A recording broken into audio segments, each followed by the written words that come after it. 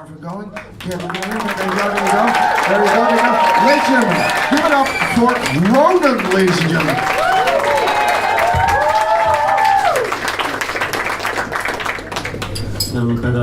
A little something extra on the handshake there for you, Alexander. I like that sort of thing. Move this out of the way so you can all see me. Can everyone see me, yeah? Yeah. You can see me? I was a cheeky little shit as a child. I remember my mother would tell me, the early bird catches the worm, to which I would reply, no, actually, the early bird must compete violently and viciously with all of the other birds to get that worm, because birds, by their very nature, are early. I'm 31 and I'm on minimum wage. Just listen to your mother, okay? Can you listen to your mothers, please? Karl Marx said that as the means of production and distribution are slowly streamlined by machines, this will lead to the inevitable eventual annihilation of the working class. So my question is for any communists, can you still use the self-service checkout at Albert Heijn? Are there any communists in the room?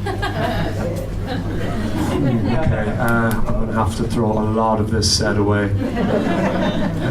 Okay, one more communist joke. Which one though? They're all equally good.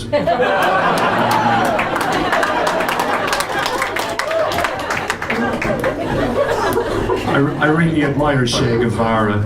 You know, I really admire him. He made life a lot easier for people like me, people who can't grow a proper beard. He's our guy, he's the icon, he is the patron saint of the shitty beard. That's actually why you'll often see a lot of people with shit, patchy beards will have Che Guevara's face on a t-shirt. That's the connection there. I get really nervous when a girl's Tinder profile photo says, swipe right if you have a beard. Thanks. See, the thing is that very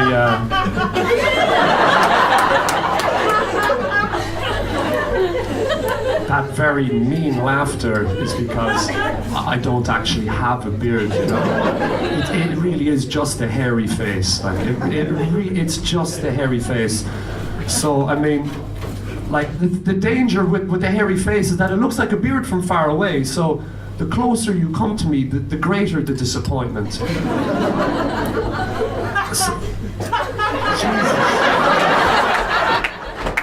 That really is cutting laughter. It's not the laughter I came for here tonight.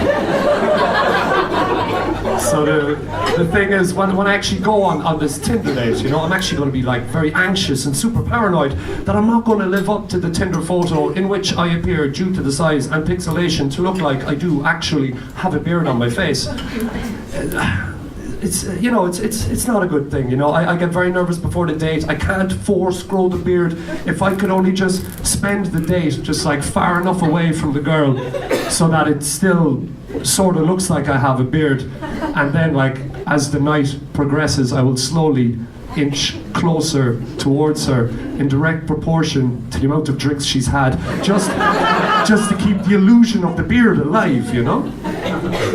But fuck it, I mean, at this stage, I'm 31, right? I need to own up to the fact. I need to be mature and just realize that the long-awaited, long-hoped-for, super late facial hair growth spurt is not going to happen for me.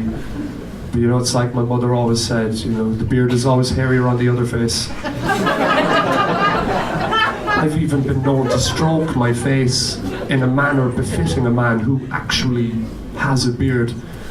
And this is treacherous and scandalous behaviour in the hairy-faced community.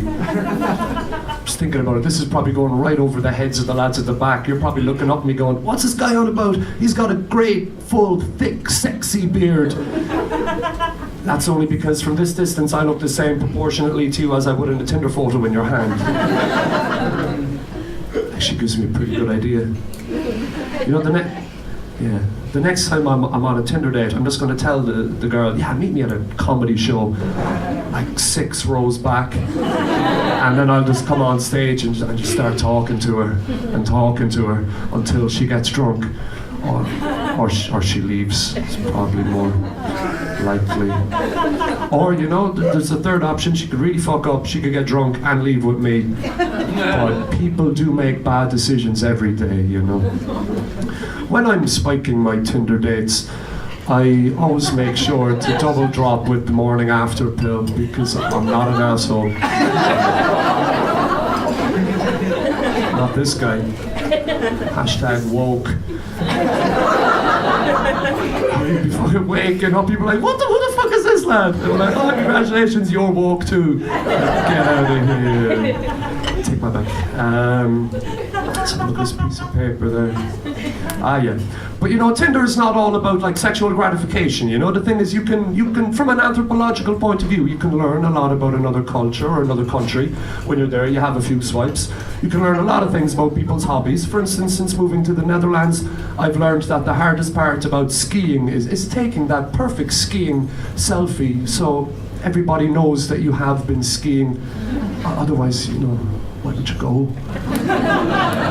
But like, that's the classic Dutch girl photo, you know, on Tinder. It's the skiing selfie. And when I noticed this happening a lot, it made me think about the differences between Dutch people and Irish people, you know, through the lens of Tinder. I was at home at Christmas recently. Christmas was recent enough.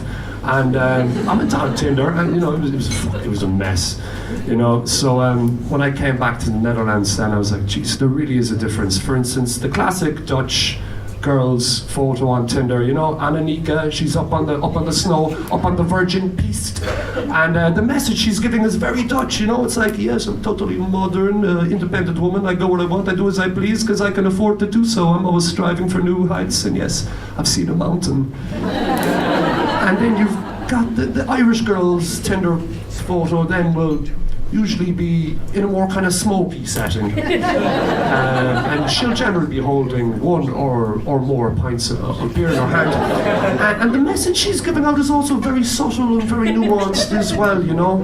It's like, I love pints. I love pints of beer. I love drinking pints of beer. So, you know, it's all about the subtext. All about the subtext. They say there are certain fruits that, when consumed, can make your cum taste good, or less bad at any rate. So when I'm on a date, I will always openly and obviously chew on a raw pineapple throughout, just so she knows I mean business, just so she knows. Being single is weird, it is. As a single guy, I consume, you know, a fair amount of pornography. That bit was very loud. The average amount of pornography. But you know, it's very dangerous online. You've got to be careful. Nobody wants their house getting raided. A couple of videos I recently came across, no pun intended, were called totally legal porn, and I can't believe she's legal. No thank you. I'm on enough lists as it is. The fucking internet, man, is such a wild west of dubious claims, you know. Another video I recently saw, and this is no joke. Technically it's a joke, but it did happen. The video was called Shy Virgin Fox Gang of Guys in Public Transport. Forgive me if I approach this new adventure with just a slight degree of skepticism. I should probably leave. Just some final thoughts. I know some of these jokes were a bit sexist. I'm not a sexist guy at all. Recently, I've been watching The Handmaid's Tale, and I gotta be honest with you lads. It really has opened my eyes to the ills of the patriarchy and male microaggressions. So I've essentially stopped masturbating to it. Thank you very much.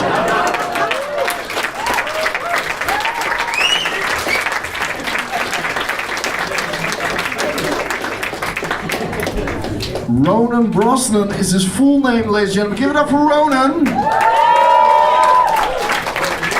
Ronan doesn't like it when I say positive shit in advance of his set because it builds the pressure. Hands down, one of my favorite comedians in the Amsterdam scene right now. He's such a funny dude. Ladies and gentlemen, who here is the first time ever in Mezrab?